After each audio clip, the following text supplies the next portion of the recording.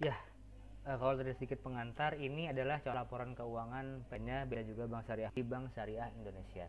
Tapi ini adalah laporan per Desember 2020 yang di download dari situs bank BRI Syariah. Oke, ini laporan cukup banyak. Ada neraca, ada laba rugi, ada arus kas, ada laporan kondisi modal dan lain-lain. Tapi kita melihat beberapa poin penting aja yang mungkin uh, sebagai gambaran apa yang tadi kita sampaikan di pengantar. Oke, di bagian atas ada ringkasan berupa laba bersih,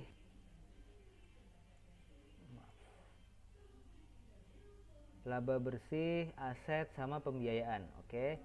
Sama kan seperti yang disampaikan tadi di berita, yang kita baca di berita bahwa kinerja keuangan yang paling utama adalah aset, pembiayaan aset dan pihak ketiga, NPF, dan juga laba bersih gitu.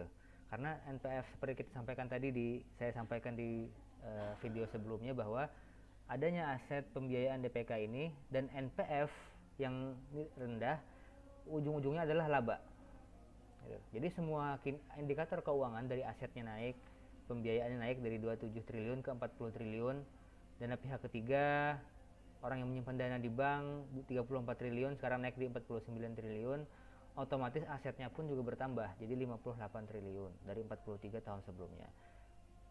Ini nggak dimasukkan nih NPF-nya gitu kan. Jadi ketika aset tambah, dana pihak ketiga bertambah, pembiayaan bertambah, pendapatan bertambah.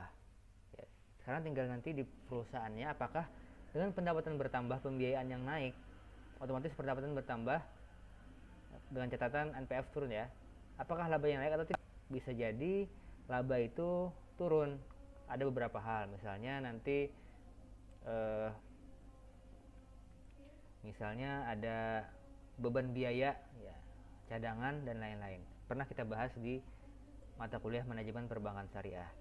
Oke, ini laporan laba rugi. Kita lihat ada laporan laba rugi selama triwulan Desember 2020. Ada pendapatan dan beban operasional dari penyaluran dana, ada pendapatan dan beban operasional dari penyaluran dana. Dari situlah nanti ditemukan laba. Gitu, labanya adalah berapa miliar tadi? 248 miliar, berarti berujung kan? Laba bersih tahun berjalan 248 miliar.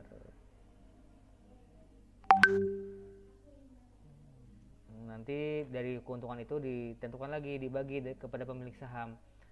Dari saham yang ada ini, maka dari keuntungan 248 miliar tadi dibagikan ke setiap pemegang saham, maka setiap pemegang satu lembar saham dapat 25,45 rupiah. Naik dari tahun kemarin 7,62. Bukan berarti tahun kemarin jelek. Bisa jadi dari labanya nggak beda jauh dengan sekarang, tapi mereka bagikan atau mereka tahan atau mereka simpan untuk cadangan atau yang lain-lain.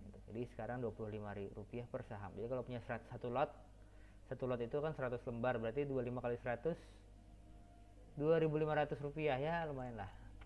Kalau ikut anak ke SPM kalau waktu di pasar modal dan ikut trading sama kawan-kawan di GIS itu akan belajar mengenai itu. Ini laporan keuangan Bank Syariah. Ada banyak pos di sini, ada posisi keuangan atau neraca, ada laba rugi, ada arus kas, kualitas aset produktif, kan? Yang macet, yang lancar dan lain-lain. Distribusi bagi hasil juga ada laporan arus kas. Arus kas itu ada 3, arus kas investasi, operasional, arus kas aktivitas investasi, dan arus kas aktivitas pendanaan.